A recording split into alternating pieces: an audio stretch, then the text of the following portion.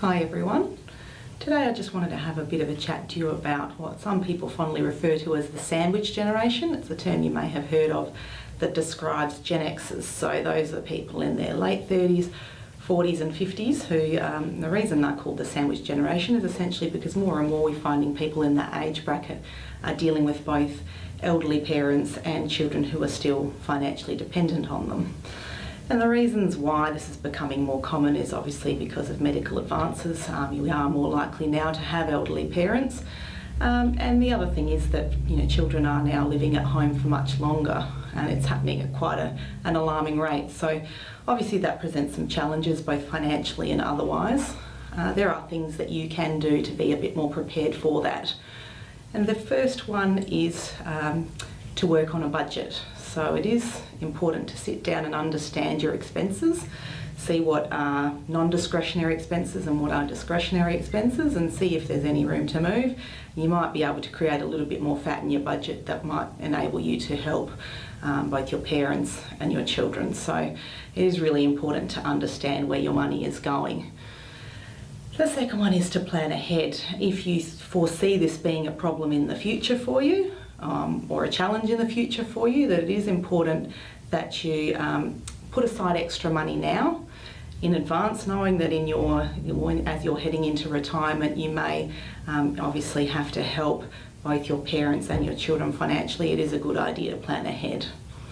The third one, and this is probably the most important one, is to talk openly with family members about both your financial situation and theirs. It's really important to understand exactly what your parents' financial situation is, to be able to help them with that.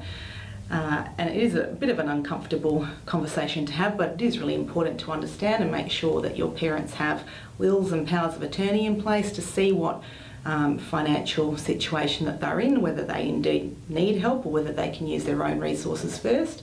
So it is important to sit down as a family and just to understand that and understand where everybody's coming from. The next one is to look into what payments you might be able to get from Centrelink. There are a range of payments that might be available to you. The first one is the age pension. Ensure that your parents are eligible for the age pension, and if they are, they should apply to get that, because that can help them with their own financial situation. And the second one is a family tax benefit. If you do have dependent children, you may be entitled to a family tax benefit depending on your income, so it is important to explore that further just to make sure that you're not missing out on any payments that you're entitled to.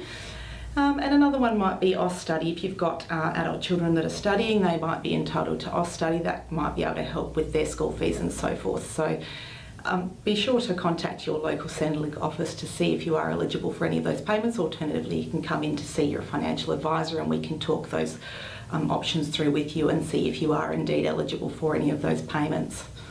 Another important thing is to divide the responsibility. If you have a brother or sister that might be able to help with your elderly parents, even if it's not, they don't have the capacity to help financially, they might be able to help, with some of the responsibilities. So, share the burden. Don't put it all on your own shoulders. If you do have somebody that can help out, it's important to ask for that help.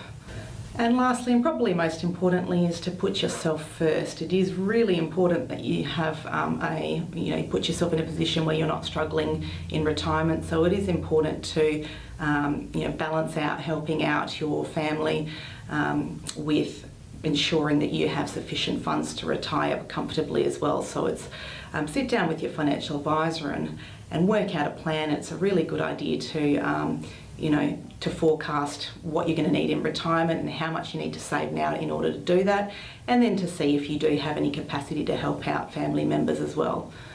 Anyway, thank you for listening. As I said, if you do have any questions, please come in to see your financial advisor and we'd be more than happy to chat to you a bit more about it.